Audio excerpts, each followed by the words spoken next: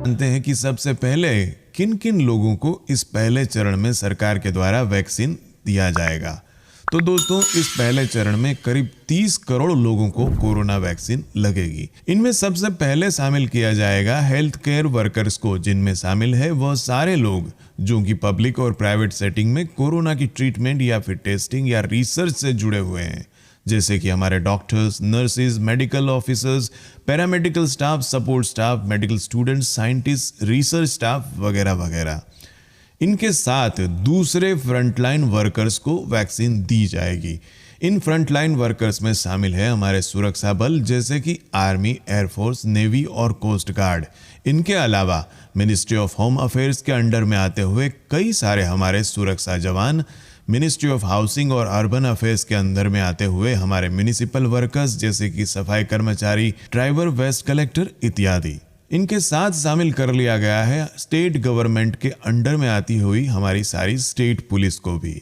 यह सारे हमारे फ्रंटलाइन वर्कर्स हैं जो कि कोविड की रोकथाम एवं सुचारू व्यवस्था सुनिश्चित करने में अपना अभिन्न रोल अदा करते हैं। इनके साथ आम जनता में भी जो 50 साल से ऊपर की उम्र के बुजुर्ग लोग हैं, उन्हें इसमें शामिल कर लिया गया है। और इनके साथ शामिल कर लिया गया है उन लोगों को भी जिनकी उम्र 50 साल से तो कम है, लेकिन उन्हें कई रोगजनक परिस्थितियां हैं, जैसे कि हाई ब्लड प्रेशर, कैंसर या फिर फेफड़ों के रोग इत्यादि। इन लोगों का चुनाव सरकार उस विस्तार के चुनावी मतदाता यादी को देखकर करेगी कि जिसमें उनकी जन्म तिथि 1 जनवरी 1971 से पहले की रजिस्टर्ड हो। इन जगहों पर वैक्सीन लगाने की प्रक्रिया पूर्णतः एक नियत नीति के अनुसार लागू होगी।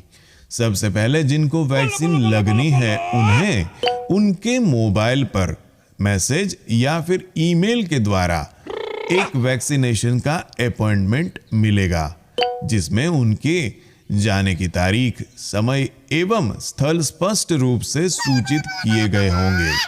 अपने तयशुदा समय और दिन पर पहुंचने वाले व्यक्ति को सबसे पहले वैक्सीनेशन स्थल पर वैक्सीनेशन अधिकारी एक रजिस्टर्ड अपॉइंटमेंट सूची के अंदर उनका नाम देखकर प्रवेश देंगे और उन्हें वेटिंग रूम में बैठाया जाएगा। वेटिंग रूम में उनका वेरिफिकेशन आधार कार्ड या फिर अन्य सूचित फोटो आईडी, जैसे कि ड्राइविंग लाइसेंस, पान कार्ड या फिर पासपोर्ट के द्वारा किया जाएगा। यदि कोई व्यक्ति वेरिफिकेशन के लिए जरूरी फोटो आईडी दस्तावेज प्रस्तुत नहीं कर पाएंगे तो उन्हें वैक्सीनेशन नहीं दिया जाएगा, जबकि वेरिफिकेशन पूर्ण होने पर उन्हें वेटिंग रूम में ही अन्य वैक्सीन के लिए आए लोगों के साथ 2 गज की दूरी पे बैठाया जाएगा। करीब 30 मिनट के बाद जब उनकी टर्न आती है तो उन्हें वैक्सीन रूम में ले जाया जाएगा, जहां पे उन्हें वैक्सीन के बारे में वैक्सीनेशन ऑफिसर पूरी जानकारी देंगे और उनके प्रश्नों का उत्तर भी दिया जाएगा। उसके बाद कोविड वैक्सीनेशन मार्गदर्शिका के अनुसार पूर्ण रूप से एक सुरक्षित तरीके से वैक्सीन लगाई जाएगी। वैक्सीन लगाने के बाद उन्हें तीसरे रूम के अंदर यानी कि ऑब्जर्वेशन रूम में ले जाया जाएगा। ऑब्जर्वेशन रूम के अंदर खास तौर पर 2 गज की दूरी बनाए रखते हुए अन्य वैक्सीन लाभान्वित लोगों के साथ उन्हें बैठाया जाएगा और उनको 30 मिनट तक उनकी शारीरिक स्थिति का मॉनिटरिंग किया जाएगा, जिससे कि उनको यदि वैक्सीन लगाने के बाद कोई भी परेशानी हो तो तुरंत मेडिकल सहायता दी जा सके। जैसे ही 30 मिनट का अंतराल बिना विघ्न संतोषपूर्वक रूप से पूर्ण हो जाता है तो उनका पूरा विवरण कोविन ऐप के अंदर एंटर कर दिया जाता है और उन्हें घर पर जाने की अनुमति मिल जाती है। कोविन ऐप के ही माध्यम से लाभार्थी को वैक्सीन लगने का मैसेज एवं वैक्सीन के दूसरे डोज को लगाने की अगली तारीख भी सूचित कर दी जाती है। जैसे ही वैक्सीन के नियत डोज खत्म हो जाते हैं तो इसी ऐप के माध्यम से लाभार्थी अपना वैक्सीनेशन का सर्टिफिकेट भी डाउनलोड कर सकता है।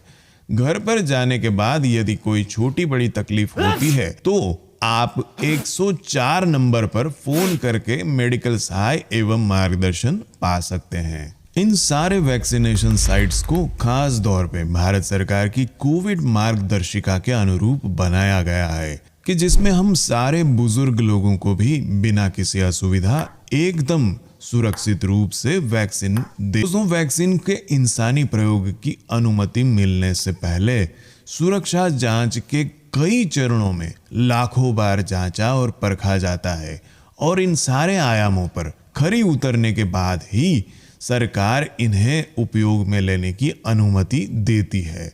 फिर भी वैक्सीन एक दवाई है और जैसे कि हम जानते हैं कि हर एक दवाई के साथ कोई ना कोई छोटी बड़ी साइड इफेक्ट जुड़ी होती है। वैक्सीन के साथ भी कुछ छोटी बड़ी तकलीफें जुड़ी हुई हैं, जैसे कि इंजेक्शन लगाने की जगह पर थोड़ा बहुत दर्द होना, हल्का सा बुखार होना या फिर शरीर में दुखाव या थकान महसूस होना। लेकिन गंभीर या जानलेवा साइड इफेक्ट बहुत ही कम पाई जाती है या फिर नहीं होती।